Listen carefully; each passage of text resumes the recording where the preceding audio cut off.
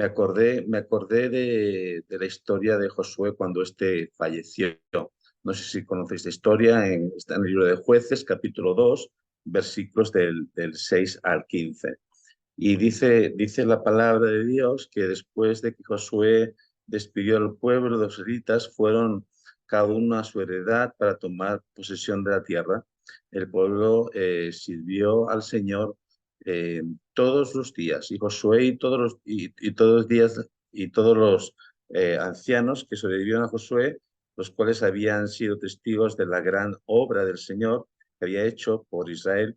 Y Josué, hijo de Nun, dice la palabra, siervo del Señor, murió a la edad de 110 años. Lo sepultaron en territorio de heredad de Timat, será, en la región de la montaña de Efraín, del norte del monte de Gas. También toda aquella generación fue reunida con sus padres y se levantó otra generación después de ellos que no conocía al Señor ni la obra que él había hecho por Israel. Cuando leí estos versículos, eh, la verdad es que pensaba en Josué y en esa canción, no sé si la conocéis, esa que dice, mira que te mando que te esfuerces y que seas valiente. Bueno, en fin. El tema es que Josué fue un gran patriarca, sin duda alguna. Sabemos muchas cosas de Josué. Él subió hasta la mitad de la montaña, mientras que Moisés lo subió más arriba y, le fueron dados los mandamientos. Sabemos también que fue, pues eso, de alguna forma discipulado por Moisés.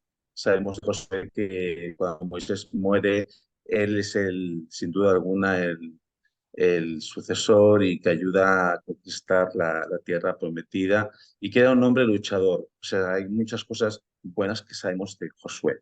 Pero estos versículos nos dejan entrever algo que a mí me parece muy curioso, y es que Josué, a pesar de que ah, pues hizo muchísimas cosas bien, hubo una cosa que no supo hacer. Y lo que él no supo hacer es pasar la antorcha a la siguiente generación. Él no supo llevar el Evangelio, ¿sí?, a los hijos de Israel. Y dice la palabra que cuando él murió y toda la generación que era de Josué también murió, pues que esa nueva generación después de ellos no conocía al Señor. Por lo tanto, él no supo pasar la antorcha, ¿no? Y sabemos que cuando hablamos de la Gran Comisión o cuando hablamos de llevar el Evangelio, es imprescindible que nosotros llevemos la antorcha, que llevemos el Evangelio a las nuevas generaciones. Eh, no sé si lo habéis visto alguna vez, pero en el logo de Nuevos Pasos nosotros hablamos de levantar una nueva generación, ¿no? Porque creemos que es imprescindible llevar el Evangelio a las nuevas generaciones, empezando por los niños, empezando por aquellos que creemos que son los que están más abiertos de corazón. Tú puedes evangelizar a un adulto y está muy bien y gloria a Dios se convierte, eh, pero los adultos somos muy variables y cuando nos convertimos de adultos pues somos muy problemáticos. Los niños nos convierten en esta franja de los 4 a 14 años. Generalmente son niños con una fe que va a ser muy constante, que van a ser muy fieles, ¿no? Las iglesias hoy en día, el 70% de la universidad de nuestras iglesias están conformadas por niños que se convirtieron entre los 4 y 14 años, ¿no? Eh, Cuando hablamos de llevar el Evangelio, a veces el concepto de llevar el Evangelio a los niños, a alguno le puede pillar un poco como infragante o decir, bueno, llevemos el Evangelio, hagamos campañas evangelísticas, hagamos cosas, eh, hagamos misiones, y el tema de los niños parece que queda más como en el ámbito social, pero no es así, todo lo contrario. La palabra nos exhorta en la Gran Comisión a llevar el Evangelio a todos, a niños, a mujeres, a hombres, ancianos, etcétera, ¿verdad? Fijaros que cuando en la escritura habla del primer mandamiento, en Deuteronomio capítulo 6, la escritura dice así, dice, oye Israel, Jehová nuestro Dios, Jehová uno es, y amarás a Dios con todo tu corazón, con toda tu alma y con todas tus fuerzas. Y esas palabras que yo te mando hoy estarán en tu corazón y las repetirás a tus hijos.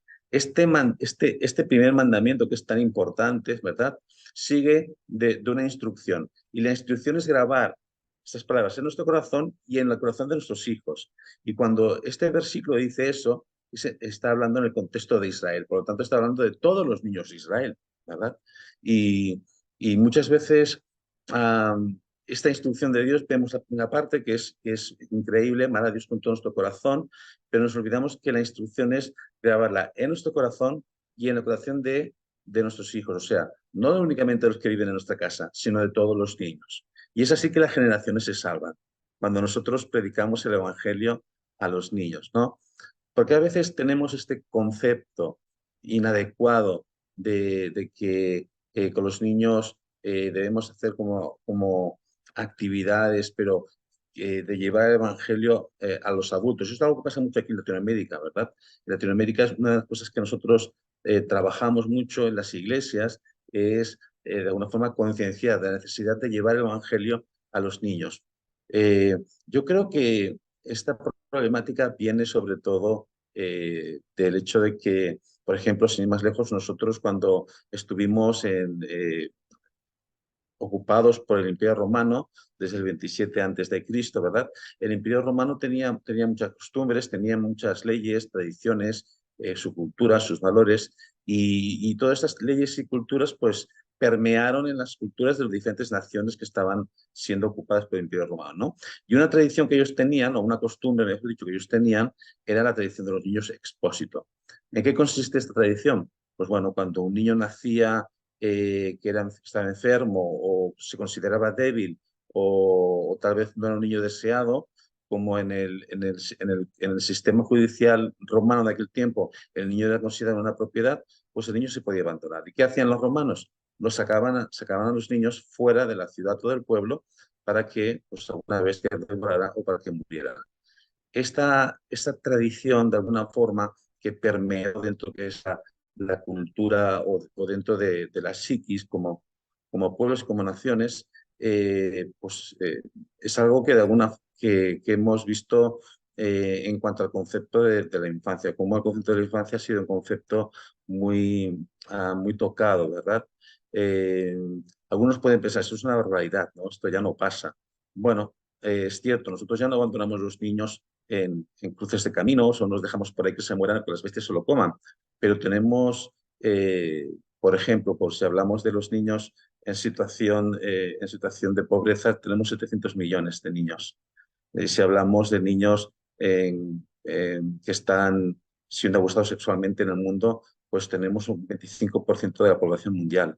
O si hablamos de niños con falta de acceso a la educación, hablamos de 340 millones de niños. O sea, de los 2.300 millones de niños que hay en el mundo, 1.150 millones viven en riesgo. Y, y tal vez no los abandonamos en los caminos, pero cuando no estamos poniendo nuestro granito de arena, cuando no estamos llevando el Evangelio a esos niños, es como si los abandonáramos, de hecho, ¿no? A mí siempre me resuenan mucho las palabras de nuestro Señor Jesucristo. Eh, Cuando Él dijo, bueno, estaba con sus discípulos y estos reprendían a los niños porque los niños querían acercarse a Jesús, ¿no? Y viendo a Jesús, dice la palabra en Marcos 10, que se indignó, ¿no? Se indignó muchísimo porque estos discípulos miraban a los niños de arriba para abajo, que es lo que muchas veces hacemos los niños. Pero Jesús miró sus corazones y vio oportunidades. Vio oportunidades para que estos niños pudieran recibirlo en sus corazones y pudieran tener esa fe auténtica. Acordaros que debemos ser como niños para entrar en el reino de los cielos, ¿no? Y Jesús no dijo, dejad que los niños vengan a mí y no se lo impidáis. Y lo que quería trasladaros en este día de hoy es precisamente esas palabras.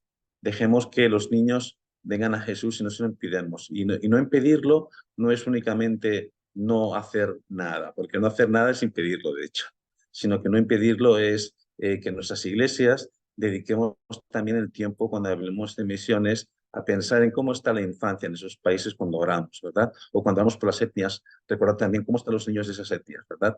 Que instruyamos en las iglesias que misiones es para todos, no solo para los adultos, también para niños, para ancianos, para mujeres, y que podamos de alguna forma seguir trabajando este concepto de la ventana 414, que es una estrategia para que la iglesia pueda realmente rescatar esta generación que se está perdiendo. Y así que os dejo con esta reflexión que espero que os guste y que os llame la atención y también que Dios la use para que podamos seguir orando por la infancia en riesgo. Eh, Muchas gracias.